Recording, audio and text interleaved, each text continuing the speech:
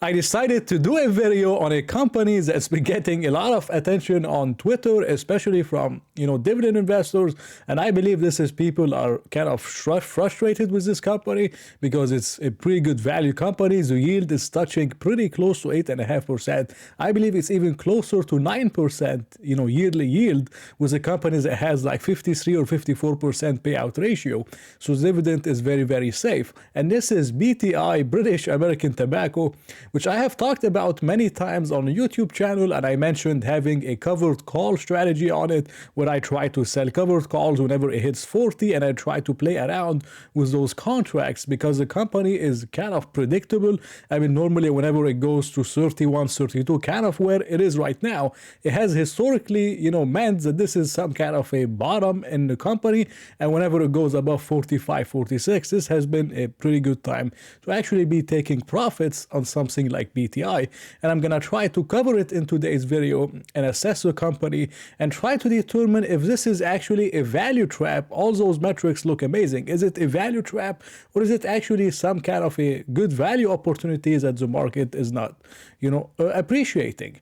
And BTI had a lot of kind of problems, especially with management. They actually got a new CEO, and so far I really like the new CEO. As soon as he joined the company, he purchased over 10,000 shares, 257,000.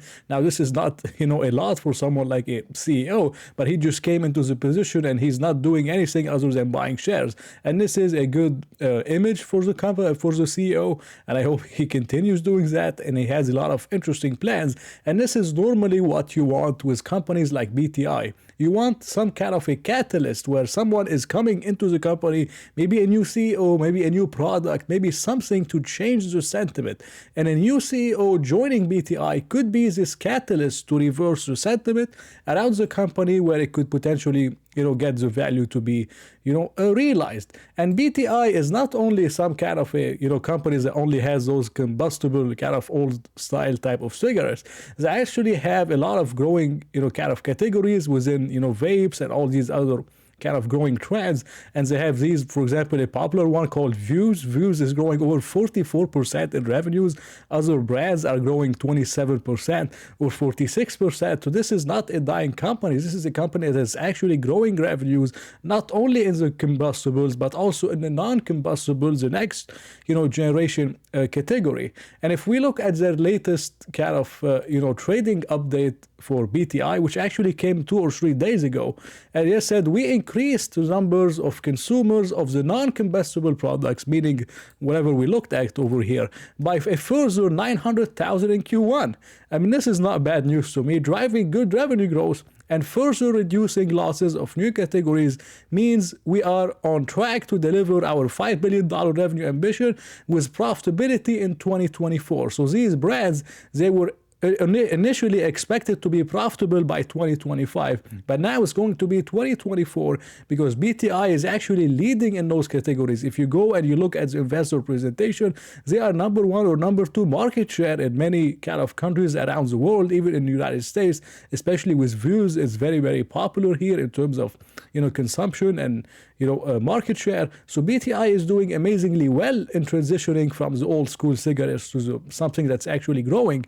But even the revenue in general, despite having some kind of declines from exiting Russia and a few other areas, they are still expected to grow 3 to 5%. This is their guidance, 3 to 5% organic constant currency revenue growth. So the company is not in decline at all. It's still growing 3 to 5% with over an 8.5% dividend. Now, this is really not bad at all, yet the stock keeps going down and it's been very, very weak. And one of the reasons why the stock has been as weak as it's been, much more than before, was because the company had a $2 billion buyback program in 2022, and they decided not to renew it for this year.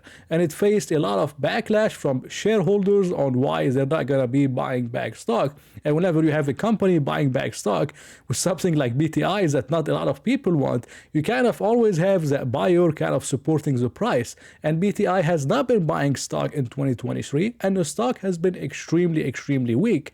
And I believe they are doing the right thing by not buying back stock right now, because they are focusing more on getting the balance sheet, to a better kind of health state to get it to look a little bit better than it is. And they have over $38 billion of long-term debt. And if you look at their interest expense, it's over $1.6 billion every single year.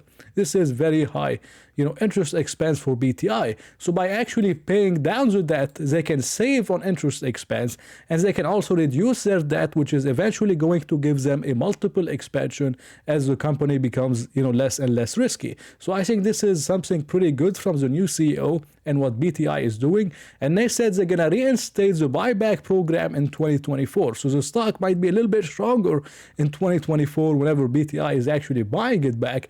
But I really like what the company is doing here. They are de-risking, de-leveraging now in 2023 as they have higher and higher interest rate. I think they are doing the right thing, and I'm a big fan of, again, what the CEO is trying to do.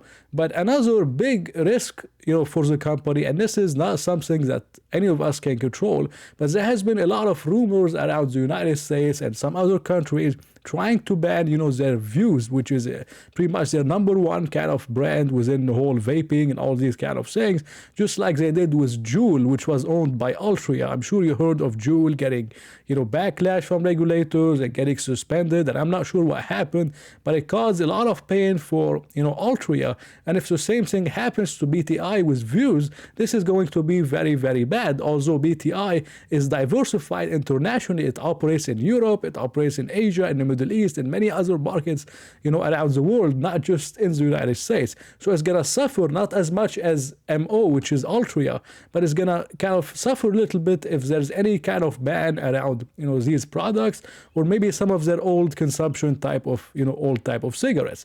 Now, if we look at the valuation of BTI and we see how much we're paying for BTI, their next 12 months, so price to earnings ratio, it's around 7.5. Now, 7.5 is actually one of the lowest times BTI has ever traded at. The company traded as low as 6.8 times, and now it's sitting at 7.5 times. So 7.5 times forward earnings, 3 to 5% revenue growth, 8.5% dividend. If you look at the free cash flow yield, it's over 15%. So 15% free cash flow yield for something like BTI, a company that's actually growing, and it has those next generation brands growing 20, 30, 40, sometimes even 50%, that they're going to be profitable in 2024 and beyond, which is why a lot of the analysts, they are expecting the net income and net income margin to increase for BTI, because they're going to have these brands that we're losing money on being profitable in 2024, 2025, 2026. So their net income is actually expected to increase, all with a 15% free cash flow yield. So for me personally, even though there's so many kind of headwinds on BTI, maybe with some management headwinds, maybe from potential regulation, although the company has been operating for years and decades pretty much, so it's used to regulation and how to get around them and how to manage them, so they have a lot of experience with that. But despite all those things, I would say BTI is still a buy, in my opinion. I don't think the company is a value trap. I think it's just, first, there's not much around, people wanting safety. People really want, to speculate. They want things that are going up. You can see what happened in 2022. Whenever people were running for safety in 2022, in the first quarter of 2022, BTI went up like 30% in like 2 or 3 months. I mean, it went up huge because people were running for safety. They were looking for yield. Now people, they don't care about yield because they can get a 5% in the treasuries, or they can gamble on AI and NVIDIA. Nobody wants to invest in BTI or any kind of stocks that offer safety. So this also kind of adds more pressure on the company, but it's not going to last forever. People are going to eventually maybe change their mind and maybe go to safety for some kind of reason, and then BTI could experience something like it experienced in what happened in the first quarter of 2022, which I was actually a shareholder. I was up over 20% on BTI then, not including my 8% dividend then. So it's pretty amazing. And I think BTI is still a buy.